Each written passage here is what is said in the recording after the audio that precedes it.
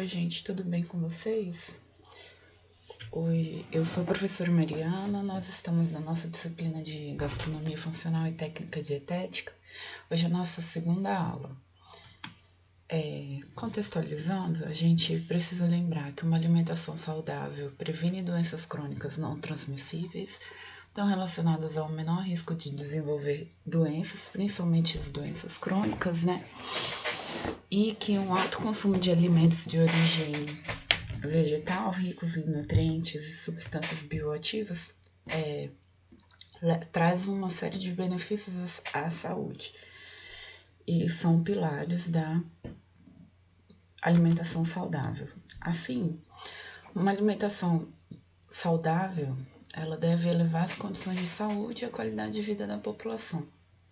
Para isso, é necessário conhecer os nutrientes e os não nutrientes presentes no alimento, para a definição e elaboração dos cardápios. Como assim não nutrientes, né? Existem os nutrientes, que são os macronutrientes e os micronutrientes. Os macronutrientes são os nutrientes que a gente consome em grande quantidade, em gramas por dia, carboidratos, proteínas e lipídios. Os micronutrientes são nutrientes que a gente consome em pequena quantidade, em miligramas ou microgramas por dia. Já os não nutrientes são os compostos bioativos. Os compostos bioativos, eles foram descobertos principalmente no século XXI, no século XX, após a Segunda Guerra Mundial. Então, até esse momento, se sabia que o consumo de determinado alimento era associado a determinado benefício. Então, se sabia que o consumo de um alimento específico estava associado a um benefício à saúde, mas não se sabia exatamente qual era o composto químico, qual era a substância química que estava relacionada a esse benefício. Então, após a Segunda Guerra Mundial, com o desenvolvimento de novas tecnologias, foi sendo possível... Foi sendo possível com o desenvolvimento de novas tecnologias, foi sendo possível o estudo para extração e isolamento desse composto e a comprovação da sua atuação, né? Então, um alimento, uma substância bioativa, ela tem que exercer benefícios ao organismo e esses benefícios eles têm que ser comprovados cientificamente, tá? Os compostos bioativos, que também podem ser chamados de fitoquímicos ou não nutrientes, eles têm uma série de efeitos benéficos positivos à nossa saúde, né? Então, eles podem ter efeitos antioxidantes, anti-inflamatórios, atividade antibacteriana, um efeito anticâncer, um efeito protetor, uma atividade de protetora cardiovascular, um efeito anti-obesidade, uma atividade anti-obesidade, uma atividade antidiabética, uma atividade neuroprotetiva, e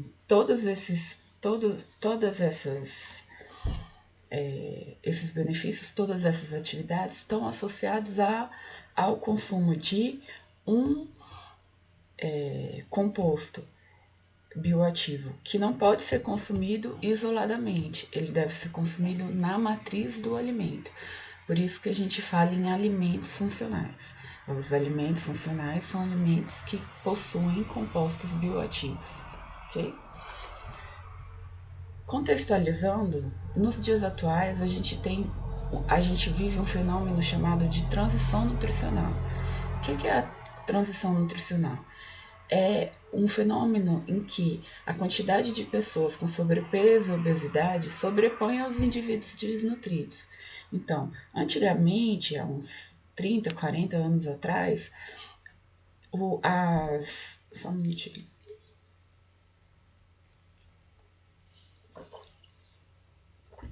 As autoridades de saúde, as políticas de saúde pública, eram todas direcionadas à desnutrição. atualmente a gente tem um maior número de sobrepeso e obesidade na população de pessoas com sobrepeso e obesidade.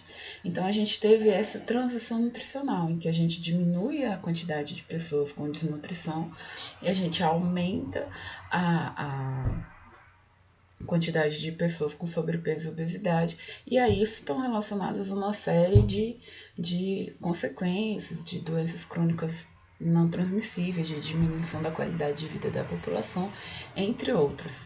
Esse aumento da população obesa está relacionado a um consumo alimentar inadequado, ao sedentarismo, que leva à obesidade e, não é tá, gente? É obesidade e a fome oculta.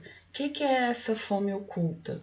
É um contexto em que se existe uma obesidade, ou seja, um consumo excessivo de macronutrientes, principalmente de carboidratos e gorduras, mas ao mesmo tempo se tem um consumo pobre em fibras, vitaminas, minerais e substâncias bioativas. Então, a gente sabe que a ingestão não é mais limitada, a gente sabe que essa caracterização dessa dieta, né, rica em uma densidade energética e pobre em micronutrientes e substâncias bioativas, pode levar a esse contexto dessas carências nutricionais que nós chamamos de fome oculta, tá? A gente sabe que esse problema não é fácil de resolver, porque a ingestão de alimentos ela não é só limitada ao suprimento das necessidades nutricionais, né? Comer não é um ato somente biológico, a gente não come somente pensando nos nutrientes, né? A gente come com os olhos, a gente come com buscando uma qualidade sensorial, então determinada característica de textura, de aparência, de sabor, de aroma, né? E o alimento ele deve ser agradável, ele deve ser culturalmente adequado, ele deve ser socialmente respeitoso e adequado, ele deve ser aceito à primeira vista, né? Ele deve ser agradável. Então esse é um desafio da gastronomia. O que é a gastronomia, né? A gastronomia é uma ciência de caráter multidisciplinar que abrange não só a culinária, com os seus alimentos e bebidas usados na alimentação, mas todos os aspectos culturais associados ao ato de alimentar-se, tá? Segundo Jean Antelme, autor de La Physiologie du Goût, que é a fisiologia do gosto, a gastronomia é o conhecimento racional, sensato de tudo que tem relação com o homem enquanto se alimenta. Vocês já devem ter visto esse conceito nas outras disciplinas, né? Com a professora Ana Paula, enfim. Não sei quem é que está dando essas disciplinas mais teóricas para vocês. Mas a gente também pode definir a gastronomia como um saber interdisciplinar e complexo referente a tudo aquilo que é relativo ao homem enquanto ser que se nutre e se alimenta. Por isso, essa ciência exige conhecimentos nos domínios da antropologia, da sociologia, da economia, da química, da agricultura, ecologia, medicina, saberes tradicionais, tecnologias modernas, inclusive, eu acrescento aqui, né, nutrição, os seus componentes. Então, diante dessa nova necessidade, né, desse contexto de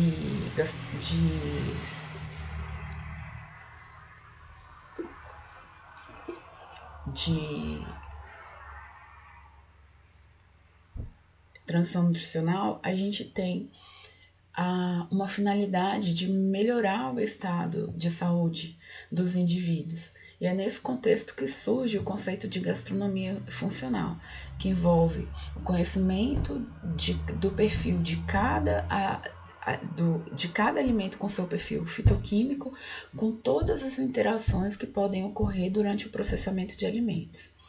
A gastronomia funcional, ela aliada à técnica dietética e ao conhecimento dos alimentos funcionais e seus compostos bioativos, compõe assim uma nova prática alimentar. Então, uma nova forma de se cozinhar, uma nova prática alimentar e profissional, uma nova forma de encarar os alimentos.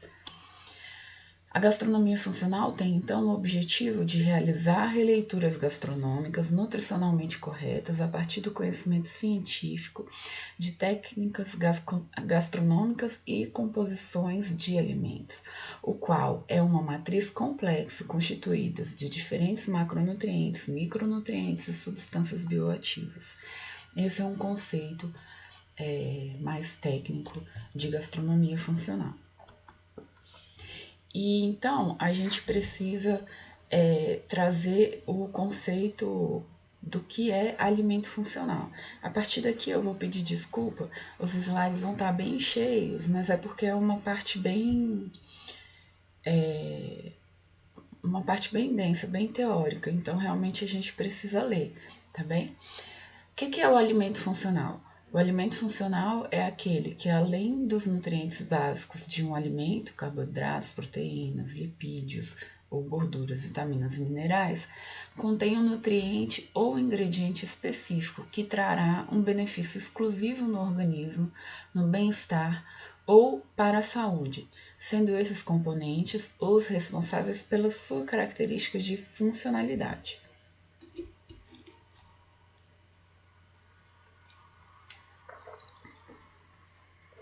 A Anvisa, ela não define um alimento funcional, mas sim a alegação de propriedade funcional ou de saúde em um alimento, sendo que não são permitidas alegações que façam referência à cura ou à prevenção de doenças. Então você não pode ver um produto no Brasil com rótulo, o consumo desse produto diminui o câncer, diminui o risco de câncer, você não pode. Ou esse produto cura gastrite, não pode, tá? Isso não é permitido. É permitido somente alegações relacionadas ao papel fisiológico no crescimento, desenvolvimento e funções normais no organismo, ou alegações sobre a manutenção geral da saúde e redução ao risco, não é rico, ao risco de doenças.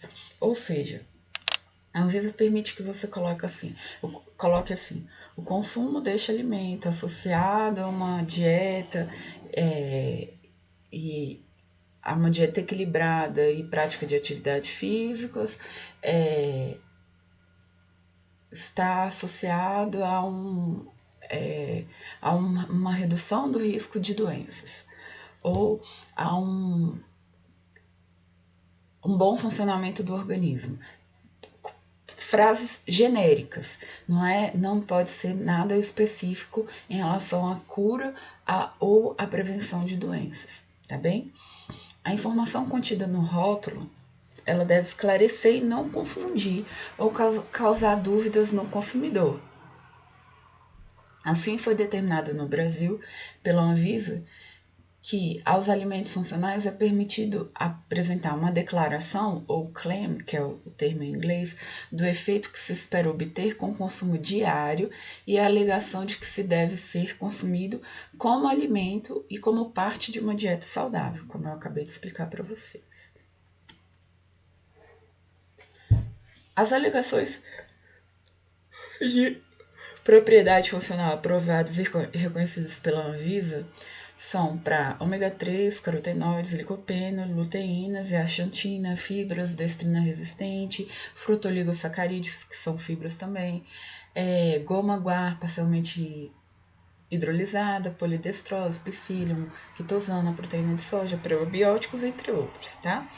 Além do conceito de alimento funcional, existem ainda as terminologias nutracêutico, fitoterápico, plantas medicinais, que também são muito utilizadas. Para evitar confusão, é importante que a gente faça uma definição clara desses termos e saber como eles atuam no sentido de promover, prevenir e restabelecer uma alimentação saudável. Então, o primeiro termo que a gente precisa lembrar, né, ou ter claro, são os alimentos funcionais, que eles são alimentos que contêm compostos bioativos, tá? Os alimentos funcionais, eles se diferem das outras terminologias, nutracêutico-fitoterápicos e plantas medicinais, porque... Desculpa, gente. Eles devem estar sempre na forma de um alimento comum na dieta, sendo que os seus benefícios à saúde eles estão relacionados à redução do risco de doenças e manutenção do estar físico e mental. Já os alimentos nutracêuticos, né? Segundo a definição de Zeisel, que é a regulação de nutracêuticos, né? Os nutracêuticos são suplementos alimentares que contêm a forma concentrada de um composto bioativo de alimento apresentado separadamente da matriz alimentar e utilizado com a finalidade de melhoria da saúde em doses que excedem aquelas que poderiam ser obtidas no alimento. Ou seja, se eu tenho um composto bioativo X, vamos supor, um carotenoide em determinado alimento, por exemplo, numa cenoura ou numa acerola, um nutracêutico é um suplemento em que tem uma dose grande desse carotenoide que está presente nessa matriz alimentar, nessa cenoura ou nessa acerola, nesse alimento. Só que essa dose ela não seria obtida no consumo normal desse alimento. Então, para se ter essa dose, seria necessário um consumo muito grande desse alimento matriz. Por isso que é um suplemento alimentar, certo? Ou seja, eles são os mesmos compostos obtidos nos alimentos, só que apresentados de uma forma mais concentrada. Os suplementos alimentares, eles são administrados principalmente na forma de cápsulas. São exemplos desses derivados, desses suplementos, os derivados de soja, que são amenizadores dos sintomas de menopausa, a ginkgo biloba, a glucosamina condroitina, os ingredientes e os ingredientes desses suplementos geralmente são vitaminas, fitoquímicos, minerais, óleos e aminoácidos, tá bem? Então, o nutracêutico, ele não é uma comida, ele é uma cápsula, tá certo? Geralmente é uma cápsula, é um suplemento, não é um alimento, é um suplemento. Já os fitoterápicos são medicamentos obtidos a partir de plantas medicinais. A palavra fitoterapia une os radicais gregos phyton, que significa planta, e terapia, que é o tratamento. Então, os fitoterápicos são obtidos empregando-se exclusivamente derivados de partes de plantas que possuem um princípio ativo. Eles podem ser concentrados apresentados em diferentes formas: extrato, tintura, pó, óleo, cera, suco, entre outros. Então, o fitoterápico nunca será constituído apenas de uma substância química, tá bem? Então, Juju, minha filha, quando era pequenininha, ela era, acho que como toda criança, eu tinha uma certa dificuldade de colocá-la para dormir, ela ficava muito agitada, etc e tal. E aí, a homeopata dela passou um extrato de passiflora. Passiflora é o quê? Maracujá, né? O extrato é o quê? É um medicamento, né? Que é obtido a partir de uma planta medicinal, que é a passiflora. Eu não sei exatamente, não lembro exatamente qual espécie de passiflora tem espécie. A passiflora edulis, que é a passiflora mais utilizada para esse efeito de modulação do sono, tá? E nesse caso, esse extrato ele é elaborado principalmente a partir das folhas da planta, certo? Então não é mais uma vez, não é um suplemento, porque não vem do alimento, tá? E também não é um alimento funcional, porque você não está comendo a folha. É um extrato elaborado a partir da folha de uma planta medicinal. Então, é um fitoterápico, tá? Quando a gente isola esse princípio ativo dessa planta, a gente tem um medicamento ou um princípio ativo isolado. Então, a Juju consumiu o extrato de passiflora, mas se você for aí na farmácia, você vai achar, por exemplo, deixa eu lembrar o nome, Calman. Calman. O Calman já é um medicamento, que é o quê? É o princípio ativo da passiflora isolado, tá certo? Os fitoterápicos, assim como os medicamentos, eles devem oferecer garantia de qualidade. Então, eles têm que ter o efeito terapêutico comprovado, a composição padronizada, a segurança de uso para a população. E essa eficácia e segurança devem ser validados por meio de levantamentos etnofarmacológicos, de documentações técnico-científicas em bibliografia ou publicações indexadas, ou estudos farmacológicos e toxicológicos pré-clínicos, ou seja, em animais, e clínicos, em humanos. Então, um fitoterápico ou um medicamento, para que ele seja comercializado, tem que ter o estudo, né, de todas e a comprovação da sua segurança de utilização, da sua eficácia, enfim. Já as plantas medicinais são plantas que são utilizadas na preparação de remédios e que são consumidas na forma de chá, ou na extrato, principalmente na forma de chá, né? Mas às vezes se faz assim algo com caroço, um macerado com as folhas, enfim. Diferentemente dos fitoterápicos, essas plantas medicinais têm a sua segurança e indicação baseado na etnobotânica e na medicina tradicional, na medicina de tradições, né? Mas ainda não foram submetidas a ensaios farmacológicos e toxicológicos para validação da sua eficácia. Então, por exemplo, quando a gente tem dor de garganta, inclusive é por isso que eu tô com essa voz horrorosa, e o Arthurzinho acordou, Jesus. Me dá um minutinho, vou terminar esse slide. Quando a gente tem dor de garganta, aqui na minha família, a minha avó manda a gente tomar chá de romã. A romã, nesse caso, é o quê? É uma planta medicinal. Eu não estou consumindo o composto isolado que é anti-inflamatório, que faz melhorar a dor de garganta. Eu estou consumindo uma planta medicinal que contém um composto fitoquímico que tem esse benefício à saúde. Aqui eu vou deixar para a próxima aula. Deixa eu ir ver Arthurzinho chorando aqui. Um minutinho. Ai, Jesus.